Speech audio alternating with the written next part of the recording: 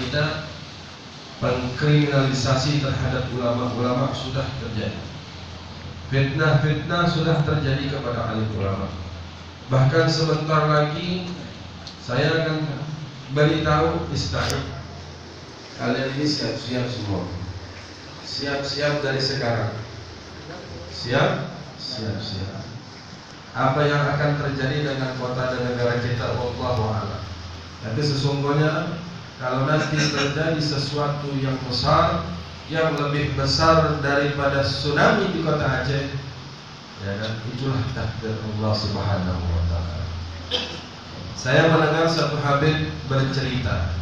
Saya katakan guru saya Al-Habib Abdurrahman ibni Imam Al-Qutub Al-Habib Abdullah Imam Al-Qutub Al-Habib Abdul Qadir Bil-Fadl. Beliau bingung ketika Yaman kota wali, Tarim kota wali dijajah. Saat itu Jerman, Rusia dijajah. Rusia, para alim ulama, para wali dibantai. Para alim ulama di kota Yaman, di Tarim, di namanya kota Seribu Wali. Jangankan ulamanya, tukang sapunya aja wali. Jangankan tukang sapunya, pedagang di pasar wali semua. Ketika itu semua dibantai, ditembaki, termasuk yang bilang saat itu adalah ayahanda daripada Al-Habib Al-Alim Al-Alamah Habib Umar bin Hafid. Ayahnya turun khatib Jumat plus. Beliau masih kecil, ikuti sampai ke kantor polisi, dan sampai di kantor polisi berminggu-minggu beliau tunggu, tidak ada lagi. Ketika beliau coba masuk, nggak ada di sel, nggak ada. Jadi saat itu guru saya Abdurrahman bingung.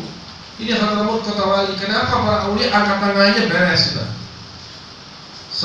Jangankan satu wali, jangankan 1000 wali, satu wali angkat saat itu, angkat doa, kelar sudah. Tapi kenapa kok nggak bisa? Kenapa tidak bisa? Ketika malamnya beliau dijawab oleh Allah Subhanahu wa ta'ala lewat mimpi.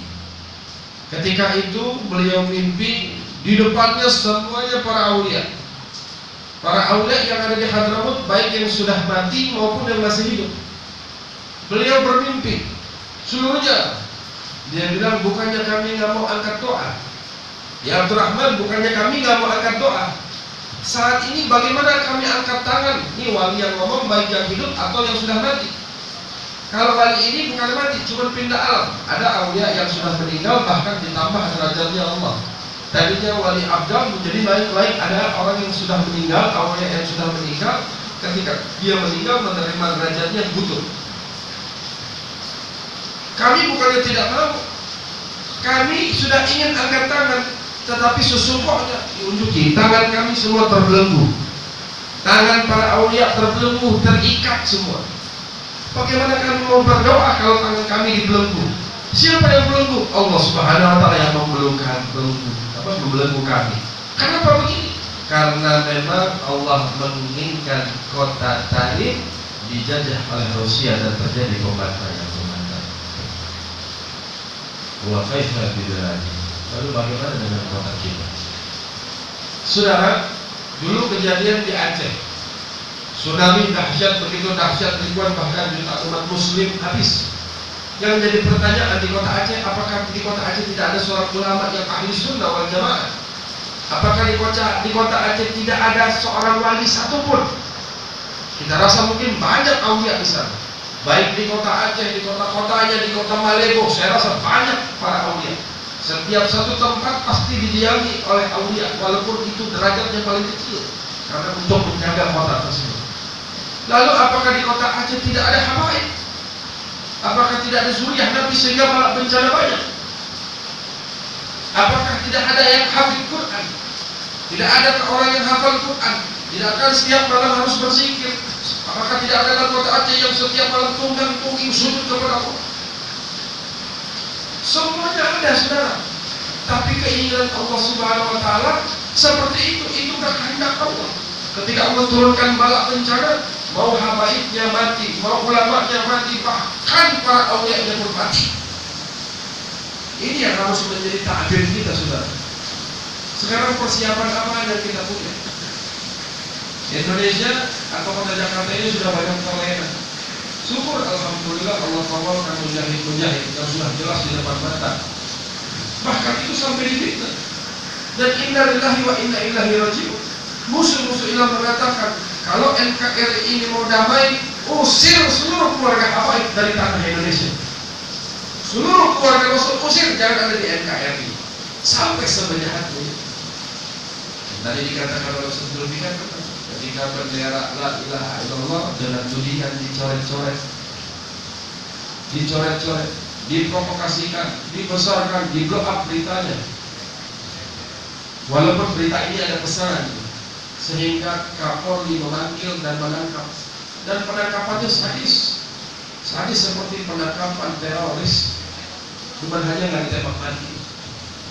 Nah ini kalau sudah jadi begini, sedangkan sebelumnya banyak bendera-bendera merah putih yang dicoret-coret, bahkan pendukung Ahok pun begitu.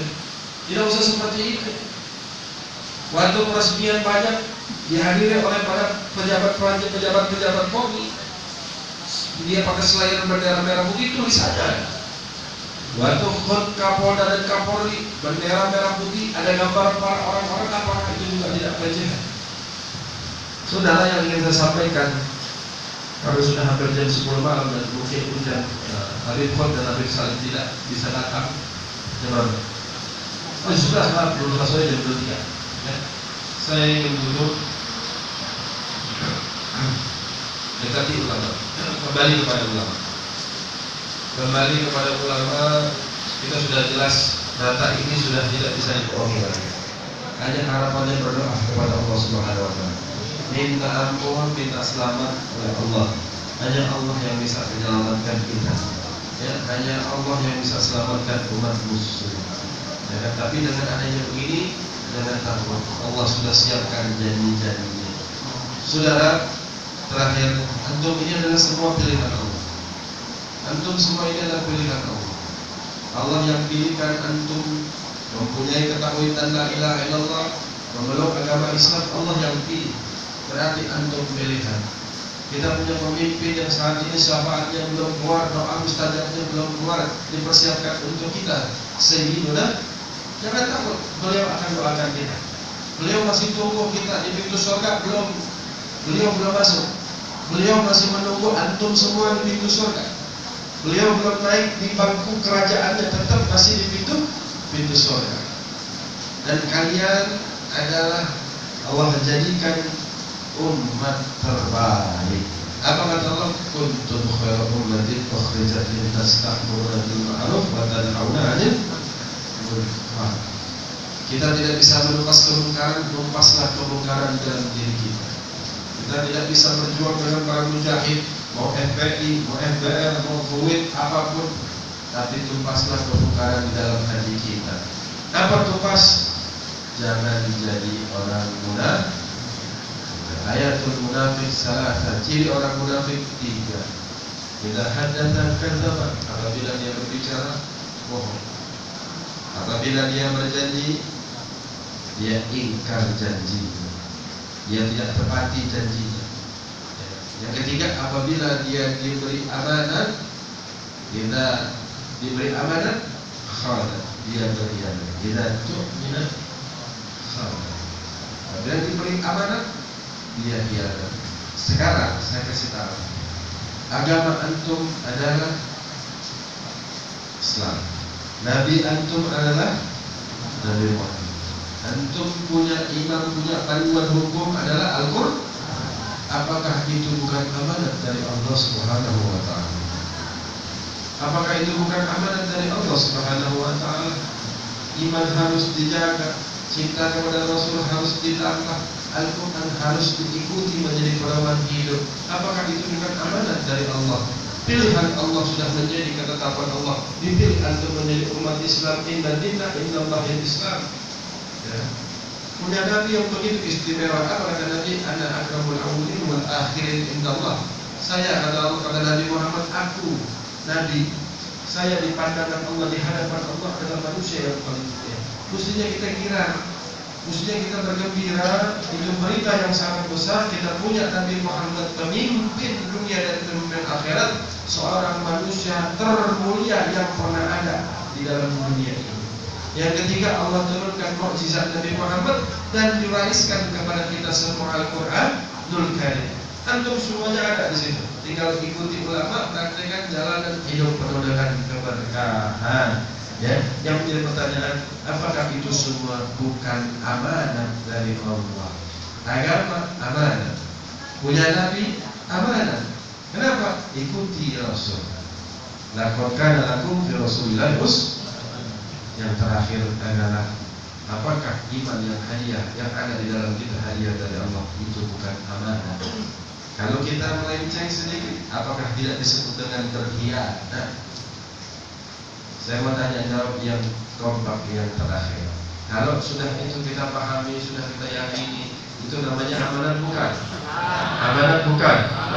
Kalau sudah tahu amanat, kita melenceng daripada apa yang Allah tetapkan, Rasul ajarkan, Al-Quran juga sebagai pedoman. Kalau melenceng, hianat tidak? Hianat tidak? Saya mau tanya jawab yang kompak. Berkhianat dengan manusia apa dengan Allah? Berkhianat dengan manusia apa dengan Allah? Berkhianat dengan manusia apa dengan Rasul? Berkhianat dengan manusia apa dengan Rasul? Kalau begitu siap malam hari untuk perbaiki. Siap malam hari ini untuk perbaiki. Kita perbaiki iman kita, siap. Kita siap perbaiki ketakwaan kita, siap. Kita siap bela Allah. Kita siap bela Rasul.